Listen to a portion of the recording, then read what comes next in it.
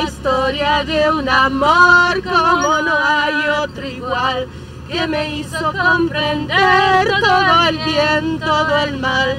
Que Dios usa mi vida. Je crois que faire du théâtre est un défi en soi, faire du théâtre itinérant est un défi encore plus important, et faire du théâtre itinérant avec un handicap physique, évidemment, ça devient...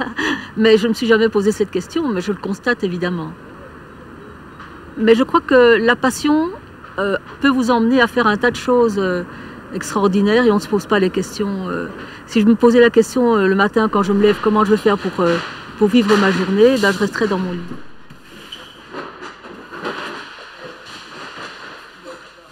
Chacun trouve sa place vraiment, chacun a des choses à faire et participe à la vie de la compagnie. Et tout en assumant son métier de comédien, avec énormément de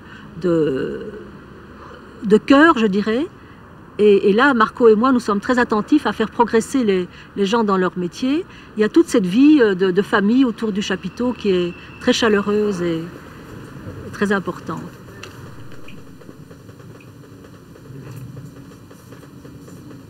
C'est en quelle année ça? Bah, c'était en 80. Jacques Et Cray. c'est qui? Jacques Cray. Jacques Cray. Ah, Jacques Cray? Ouais. Ouais, mais après, il a beaucoup maigri après. Oui, c'est ce que je l'ai dit. Oui. Ça, c'est la fille de Éléonore. Éléonore et Benoît Postic. Ah, oui.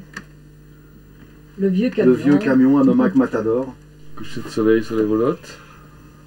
Et ça, tu vas voir, je ne sais pas si on voit après, mais qu'on passe dans les rues et que une bonne femme s'accroche à son balcon pour ne pas que la roulotte emmène le balcon. Et voilà. Ah On finissait les cubis pour pas... On finissait le cubi, pour que ça fasse moins lourd dans la caravane. Et qui m'obligeait à boire, c'est toi. C'est toi qui me forçait. Et David, voilà. Là, c'est Claire Poupet, David. David bébé, oui. Oh, que le mémé. David, c'est vraiment... Ah ouais. Il commence à peine à marcher. Que j'étais beau, jeune, musclé, avec mon cheveu blanc, là. Et David, regarde comme il est costaud. T'as vu David? Seul la roulotte à Place Crillon. Montage chapiteau. Et toujours David avec le petit costume que tu lui avais fait. Et on montait et on démontait le gradin tous les jours. Ah ouais. Et François prenait l'électricité sur le pylône. C'est pas François qui prenait le courant, qui grimpait au pylône et qui allait se plugger sans, sur les câbles en tension. Ah ouais. Comment il s'est jamais électrocuté, je comprends. Ouais, moi non plus.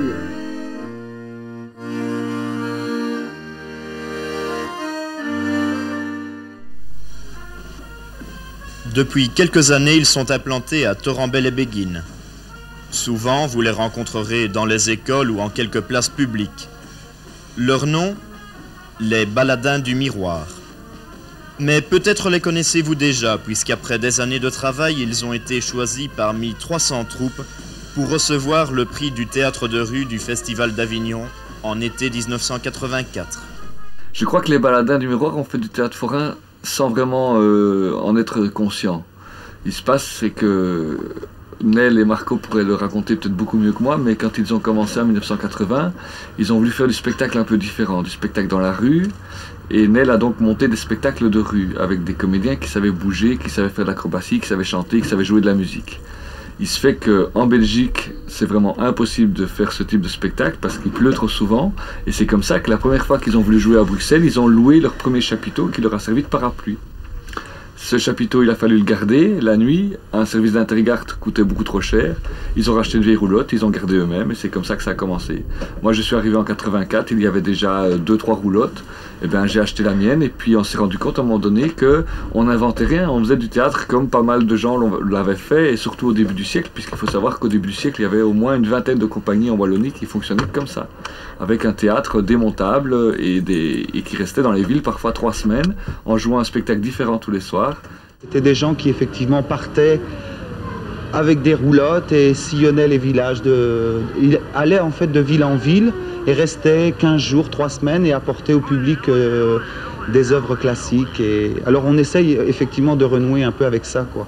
Des fous qui résistent encore à notre situation, à notre société. Ce sont des fous qui n'ont pas peur de se lancer au travail, de travailler, de jouer, de répéter. Marco venait du cirque, il était funambule, et moi j'étais théâtre plutôt conventionnel, en fauteuil roulant. Alors il y avait évidemment ce contraste assez étonnant entre le funambule et l'handicapé, mais c'était une très belle histoire d'amour. Et toute l'histoire des baladins s'est créée un peu à travers des histoires d'amour. Ralentis un peu, j'aime beaucoup cette... Toute ma vie, ça a été les baladins du miroir. Pendant la journée, je faisais des répétitions. Souvent le soir, je faisais les contes. Ça a été vraiment une vie tout à fait remplie par les baladins du miroir. Mais je trouve qu'il est important à un moment de tourner une page et de permettre à d'autres qui sont là depuis longtemps de prendre aussi leur place dans la compagnie. La compagnie des baladins aussi, je l'ai construit sur la conjugaison de tous les potentiels, de tous les talents. Jamais les heures n'étaient comptées, chacun faisait son travail, non parce qu'on lui avait dit de faire telle ou telle chose, mais parce que c'était ce qu'il devait faire et qu'il savait que c'était ça qu'il apportait à l'ensemble de la compagnie. Ça, c'est pour moi la philosophie de base de l'anarchisme bien construit, où chacun est responsable de son travail et de l'amour qu'il donne à ce qu'il fait.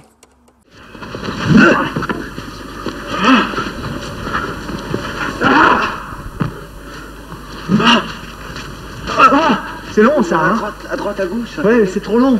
C'est pas vrai. Voilà, ici là, clac. Ouais, je suis déjà descendu là. Mais non, mais l'œil, je t'ai attrapé l'œil. C'est bon, c'est bon. Paf, voilà. Mesdames et messieurs, le Théâtre du Miroir vous présente cet après-midi les aventures de Zadig, d'après Voltaire.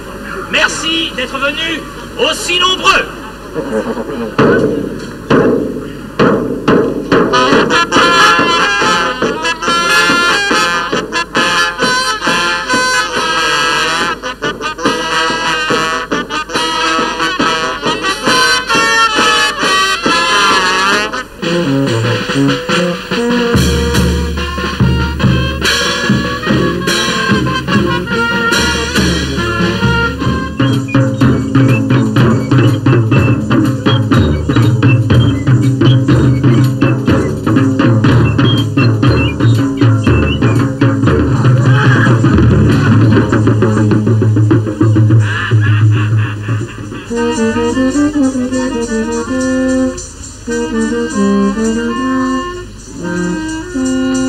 Mes amis, mes chers amis,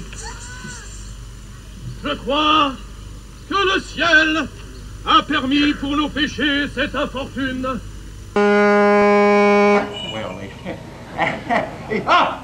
Reste ceci qui est familier aux campagnards. Et pas un emblème, je gage. Je préfère vous voir jouer de la trompe, vous savez. Précisément. La fin du monde chez Gelderode, c'est peut-être aussi une fin du monde symbolique. Il ne cesse de se...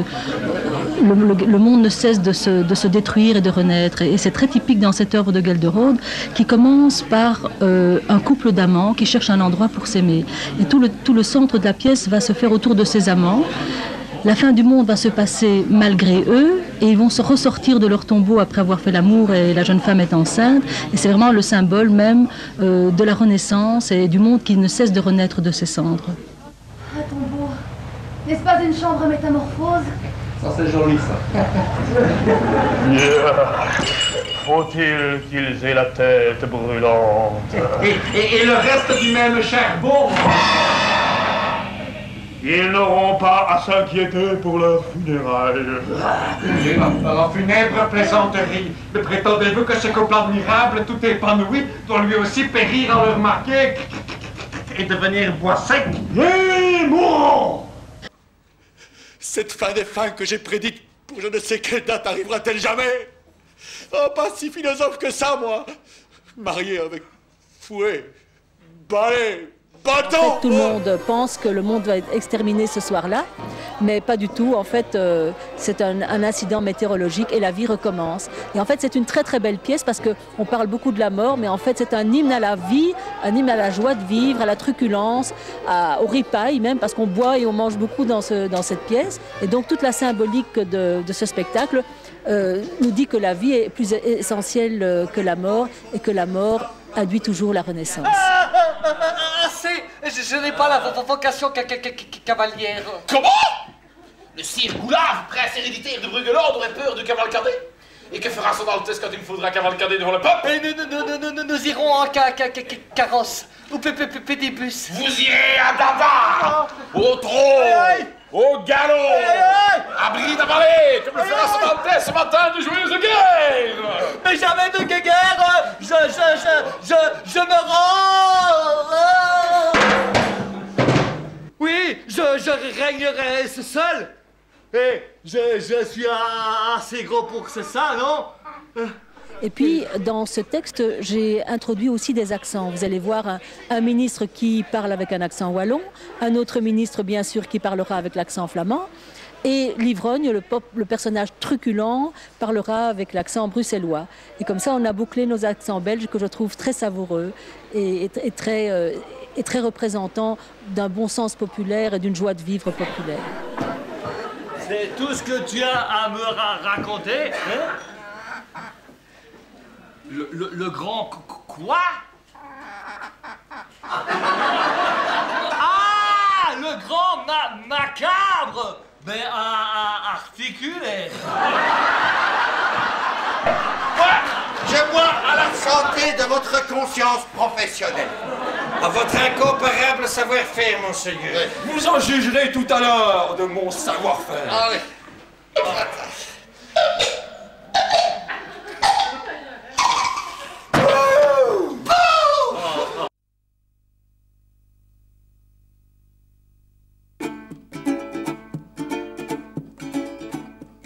Voilà, Rosé Fabrice. Quand les comédiens sont dans la ville, on fait toujours de bonnes affaires.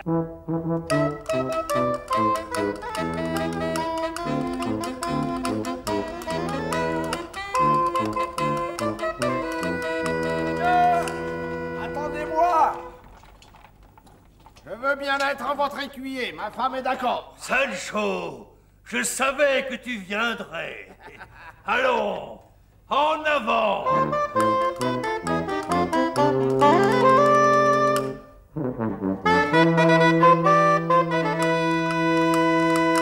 En ce jour de l'an 710, au nom de toute la confrérie de tous les aubergistes, je te conjure de me payer ce que tu me dois. Là, vous dites « je le jure ». Je le jure. Et je te frappe une fois, deux fois, trois fois. Allez hop.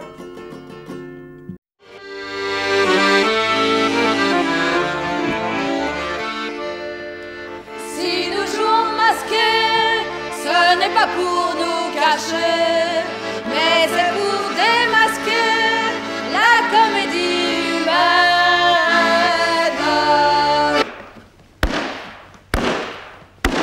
Monsieur Pantalone, je reconnais vos énormes chaussures sur mon plancher. Eh, de toute façon, ça m'est égal, parce que moi, je travaille. Monsieur Pantalone, chaque fois que je fais les poussières, j'ai l'impression qu'il me regarde. Monsieur Pantalone, et plus je vous regarde, plus j'ai l'impression qu'il vous ressemble. Est-ce que c'est pas quelqu'un de votre famille par hasard? Non, Smeraldine, tu fais erreur. L'état de santé de mon fils Tartaglia me rend vraiment très soucieux. Et cela provoque en moi un état de stress des plus déplaisants. Oh oui, Majesté, nous avons tout essayé. Les hyperbiotiques, les superbiotiques. Leandro! Morte la conspirazione! Yeah! Mais voici, sire! Oui! Oh, Leandro! J'offrirai une récompense à qui fera rire mon fils Tartaglia. Si nous organisions un festival! Un festival? Oh, Leandro! Quelle imagination! Quelle créativité! Un festival! Oh! Ça y est! J'y suis! Je vais faire appel à Truffaldin! C'est un de mes protégés. Il me doit bien cela. Et lui, du moment qu'il est nourri, logé, il est content. Comme tous les artistes. Oui, c'est ça. Je vais faire appel à Truffaldin. Et c'est moi, Pantalone, qui empocherai la récompense. Oh, Pantalone! Pantalone, tu es génial!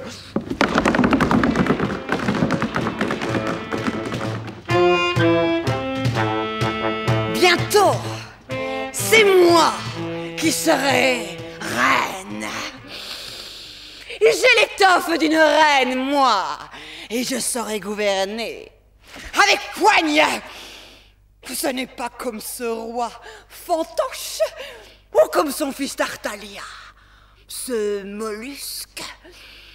Moi, le monde entier sera à mes pieds.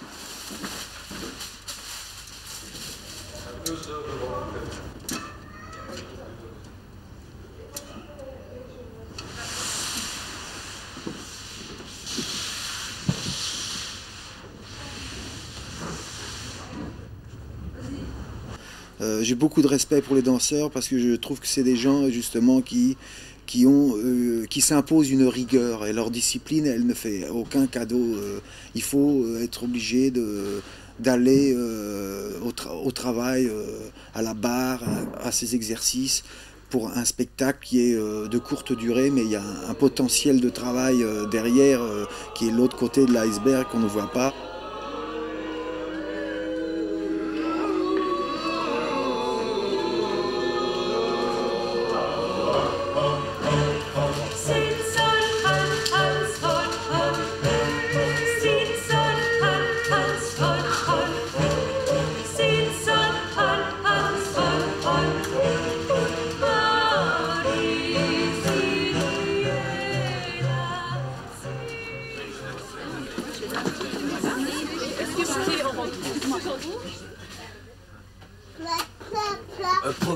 Ça va toi?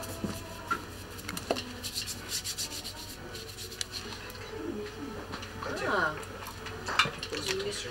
Ouais. Oh, attention, ça.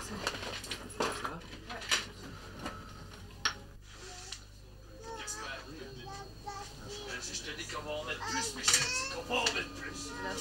En voyage par là.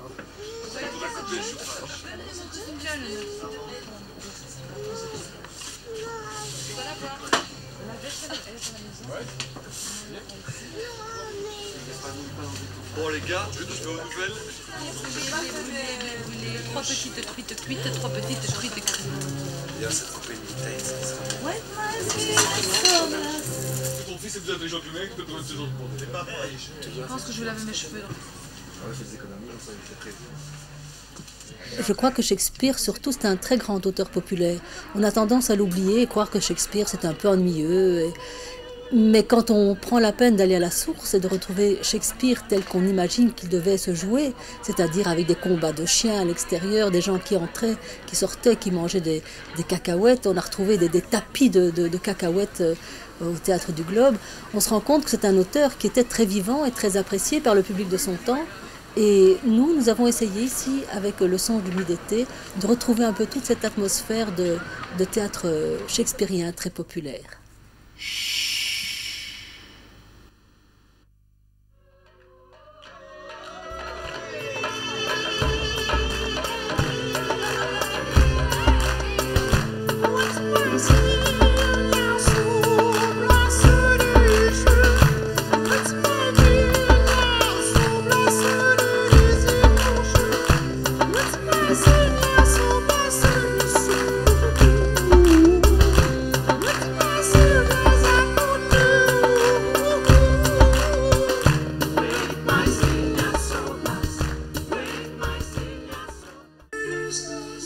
J'ai toujours eu envie d'employer tout cet espace du chapiteau et que j'ai confié cette année la mise en espace à Marco Taïbuy.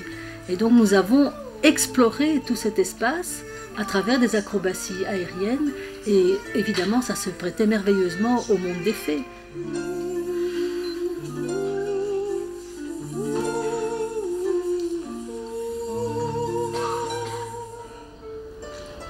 L'air des Indes avait des senteurs d'épices. On s'asseyait ensemble sur le sable jaune de Neptune. On regardait passer les navires marchands, en riant de voir le voile se gonfler comme engrossé par le vent folâtre. Elle faisait voile sur terre pour me ramener des cadeaux, et revenait comme d'une croisière, chargée de marchandises.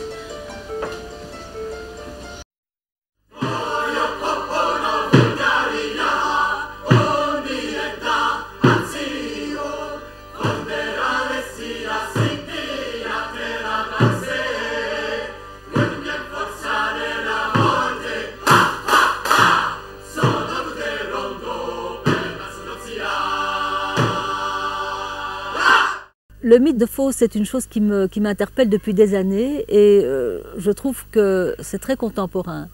Parce que dans les journaux, tous les jours, on peut voir des gens qui essayent de retrouver leur jeunesse, soit par des nouvelles hormones, soit par des liftings, soit par un tas de choses qui sont très très à la mode en ce moment.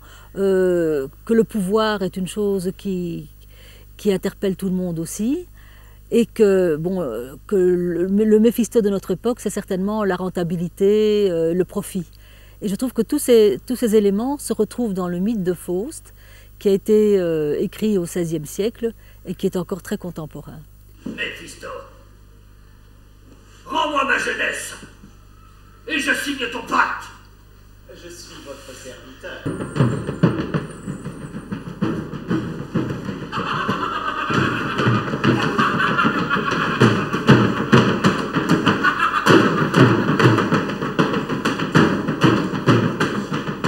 C'était un très grand rêve et dans notre spectacle on dit qu'il faut avoir des rêves assez grands pour ne pas les perdre de vue pendant qu'on les poursuit.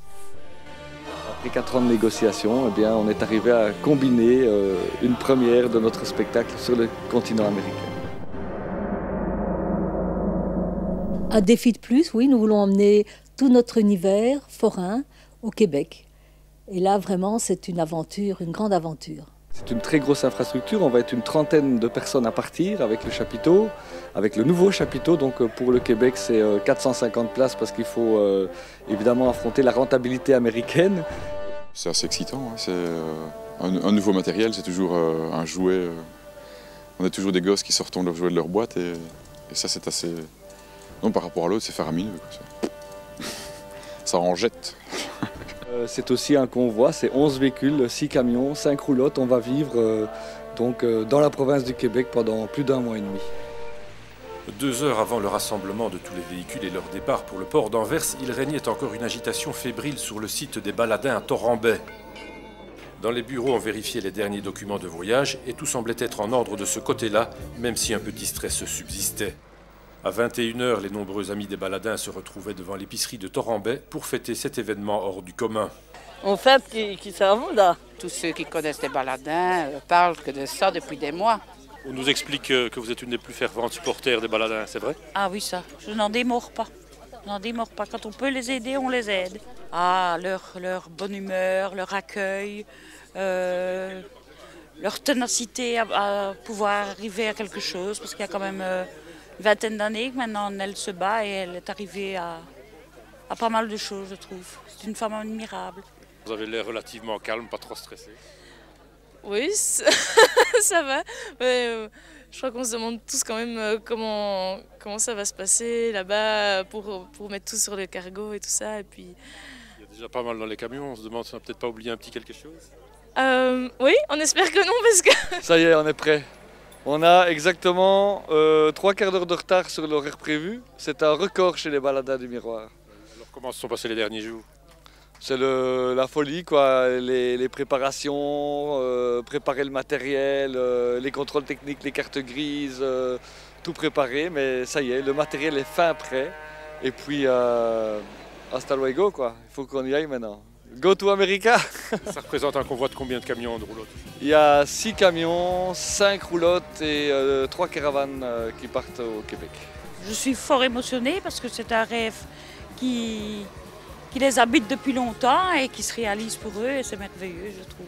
Après autant d'années de travail, je trouve que c'est un aboutissement pour eux, je trouve. Ben là maintenant, donc on va dormir à Anvers et puis demain après-midi on charge tout sur des flat racks qui sont des espèces de supports de containers. Et puis samedi, ils préparent le chargement du bateau et dimanche on charge le bateau et dimanche soir le bateau s'en va, il prend la mer.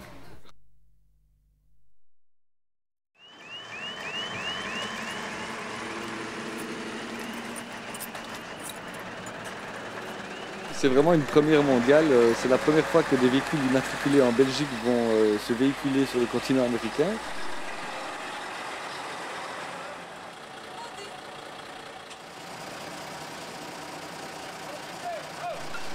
Donc ça veut dire charger les vieilles roulottes sur un cargo. Les roulottes ne rentrent pas dans un conteneur, donc ce sont des palettes spéciales qui vont être posées au-dessus des ponts du navire. Donc ça va être c'est très angoissant au niveau de la prise de risque en tout cas.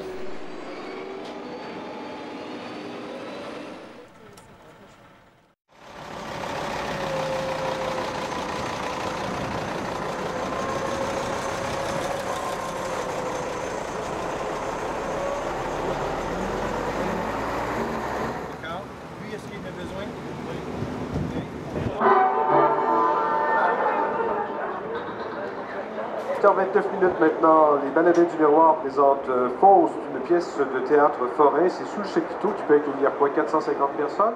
Il y a des représentations à compter de demain.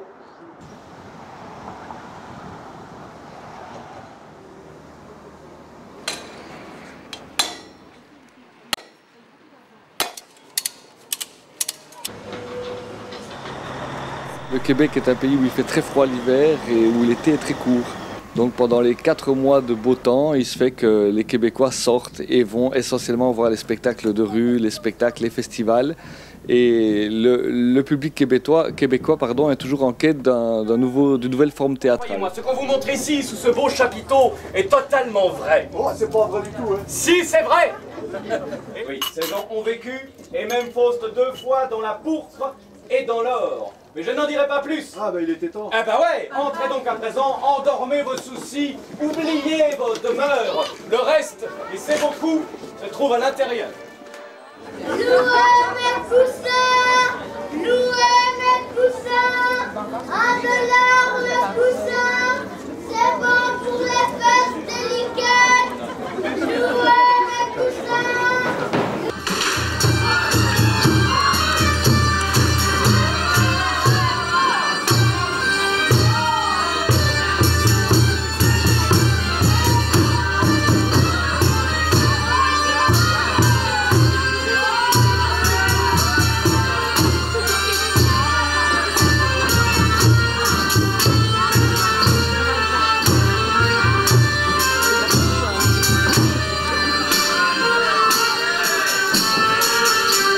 Notre troupe a souvent été comparée à l'illustre théâtre de Molière. Molière, comme vous le savez, c'est notre ancêtre, notre célèbre ancêtre. Et ce fameux illustre théâtre nous a fort touchés parce que c'était le temps où Molière sillonnait les routes de France, de Navarre, avec son petit chariot. Il demandait l'autorisation de jouer dans les cours de ferme ou bien sur les places publiques. C'était évidemment bien avant qu'il rencontre le roi Louis XIV.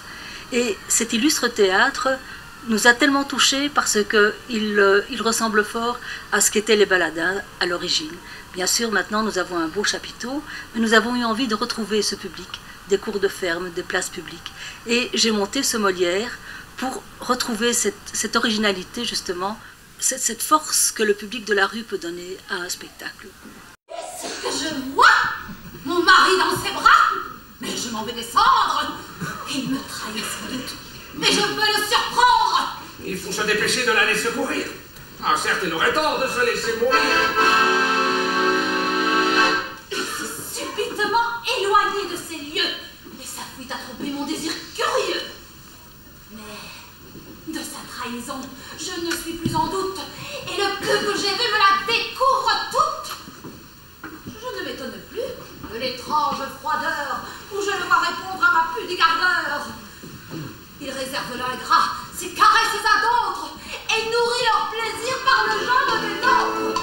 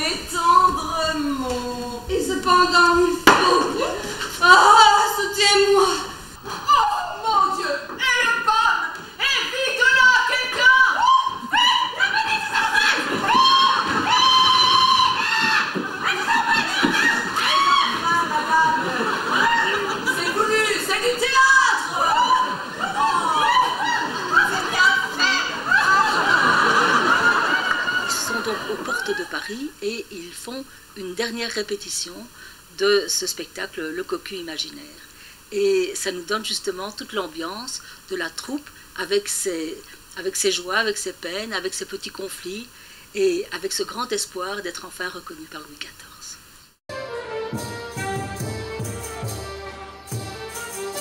Molière a fait du théâtre itinérant. Je ne me suis pas dit un jour, tiens, je vais faire du théâtre comme Molière. Mais il y a des choses qui sont tellement évidentes, ce que j'appelle moi la force de l'évidence. Et c'est des petits signes de la vie qui vous montrent que vous êtes dans le droit chemin.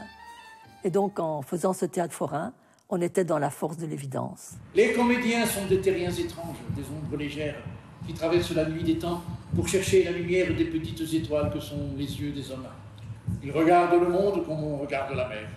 Et toi, peuple de ce royaume, tu es pareil à ce prince devant lequel nous nous inclinons. Nous ne sommes là que pour escamoter tes nuages, chasser tes idées noires et te conter des histoires qui finissent par le mot « soleil ».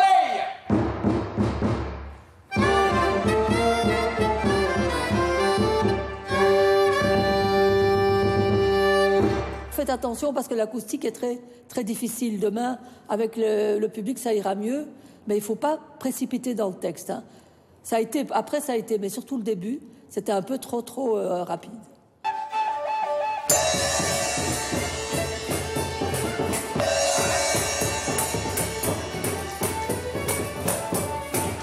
À chaque jour qui passe, le cœur de Tristan se serre davantage.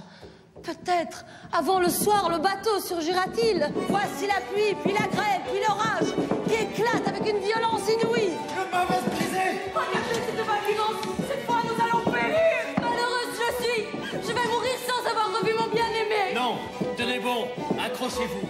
Là-bas, la Bretagne, nous sommes sauvés. Je ne pense pas qu'on ait pris la mesure de ce que les baladins apportent dans notre société. Je crois qu'ils apportent non seulement du rêve, mais que c'est un peu comme une thérapie de l'âme pour un spectateur de venir passer une soirée au Baladin du Miroir.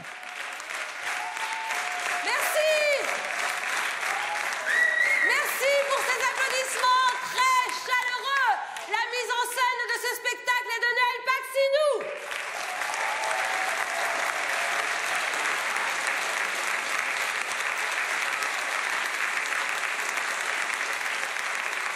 Et c'est une tradition, ce sont les Baladins du Miroir qui ouvrent les festivités avec leur spectacle Le Producteur de Bonheur, tiré d'un roman de Vladimir Minak, écrivain slovaque.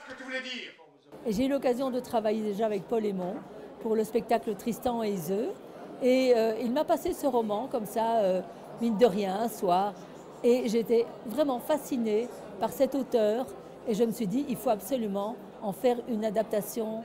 Mais qu'est-ce que c'est que cet asile de fous? Ça, c'est l'administration.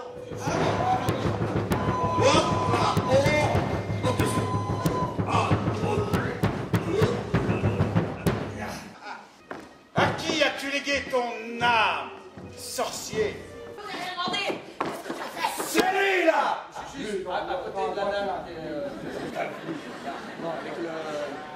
Qu'est-ce que tu as fait?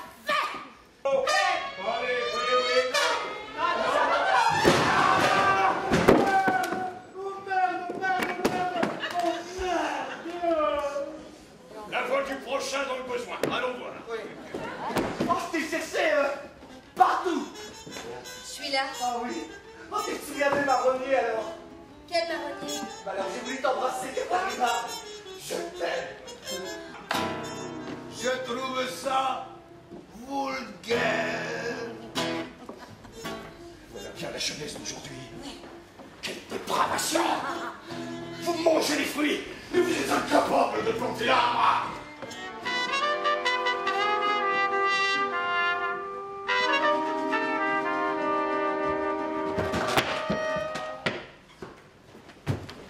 Alors, on est venu bouffer, vieux bouc. Monsieur le fils prodigue. Dans l'autre temps. Là, à 2 rues de toi. Second contrôle. Un officier prétend que les visites aux blessés ne sont pas permises. Hein? Mais attendez. J'ai laissé passer. Papier en tête de la République, signature, cachet. Madame, veuillez retourner à Saint-Dizier. Bon sang, colonel, savez-vous d'où je viens? J'ai fait plus de 600 kilomètres pour voir mon mari. Je ne l'ai plus vu depuis 17 mois. Il n'a rien voulu entendre. Je ne me reconnaissais plus. Je l'ai frappé. L'état-major nous a ordonné de tenir, alors nous tenons. Nous sommes en permanence en première ligne avec la frousse, la trouille. En allant à la soupe, en revenant, se couchant, bougeant, c'est affreux. Oui, je veux revenir auprès d'eux. Je crois que tant que je saurai votre amour, aucune balle ne m'atteindra. Et avec ta cicatrice au visage, moi aussi j'étais embarrassée. Mais ce n'est pas grave. Quand la guerre sera finie, nous devrons simplement réapprendre à vivre ensemble. Depuis combien de temps me mens-tu? Arrête! Ne me prends pas pour un imbécile! Arrête! Comment oses-tu? Tu crois que j'ai le temps de penser à ça? Tu peux imaginer ce qu'est vivre sans jamais avoir un seul instant pour soi? Tout tenir à bout de bras et te dire à chaque instant que c'est impossible, que tu vas craquer. Et ne pas le faire parce que tu ne peux pas, parce que tu dois tenir. Camille Claudel, cette artiste méconnue qui fut durant des années confrontée à une société essentiellement masculine. Compagne de Rodin et sœur de l'auteur, elle va voir son destin brisé par 30 ans d'enfermement. Nel Paxi nous présente cette nouvelle pièce ce 12 et 13 août au Festival du Théâtre de Spa. Un moment unique pour elle avec une pièce qui l'est tout autant. C'est une création mondiale, c'est une pièce qui n'a jamais été jouée. Et donc je suis très heureuse de pouvoir la jouer en première à Spa. Comme tous les spectacles d'ailleurs, j'ai pratiquement tout créé à Spa. Il n'empêche que ton art est primitif. Moi, je n'ai pas besoin de palper pour écrire. Avec mes phrases, j'atteins l'essentiel, qui est invisible. D'un simple coup de talon, je m'arrache à la pesanteur. Et puis je vole. Je plane par-dessus ce monde mesquin et grossier. Taisez-vous, je vous sculpte avec des petites ailes. Tout à l'heure, assis sur ma branche, je voyais toute la Champagne, et Paris au loin, et puis l'océan, et l'Amérique. J'inspire et c'est Rio, j'expire, c'est Macao. J'ai le souffle du monde là dans ma poitrine, au nord, au sud, à l'est, à l'ouest, des paysages inconnus, partout autour de moi, au bout de ma plume, des mondes nouveaux. C'est un destin de femme que je mets en exergue, si je peux dire. Et non seulement d'une femme, mais d'une femme de génie. À travers cette pièce, Nel Paxinou veut rendre un hommage à cette femme au destin tragique qui s'est pourtant battue pour faire exister la créativité chez la femme. Un rôle pas toujours évident qui révèle là tout un talent d'actrice. C'est une grande artiste, sculpteur du 19e, donc quelqu'un qui a dû beaucoup lutter, qui était très enragé parce que des femmes sculpteurs, il n'y en avait pas, même des femmes artistes, de manière générale, il n'y en avait pas beaucoup. On leur laissait peu la parole. Et donc, elle s'est battue contre tout, contre vents et marées, pour exprimer son art et aller jusqu'au bout de ce qu'elle voulait faire, dans une époque où on ne soutient pas les femmes, où on les relègue à des activités de femmes à la maison ou à élever les enfants. Donc voilà, contre tous et contre tout, elle s'est battue, c'est une femme enragée.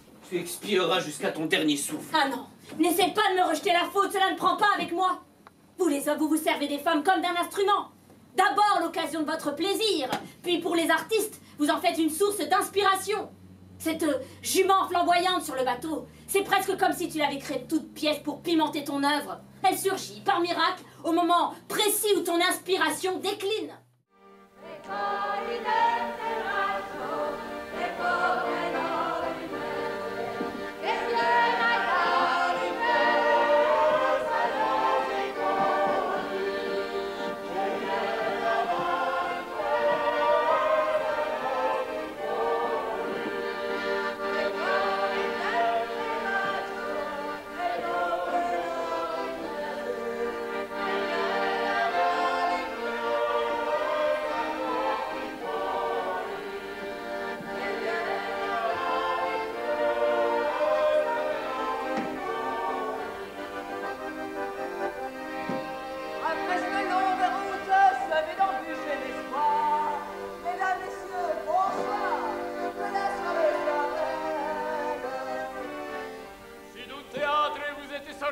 La tête endolorie. Avec nous, n'ayez crainte, l'histoire est tout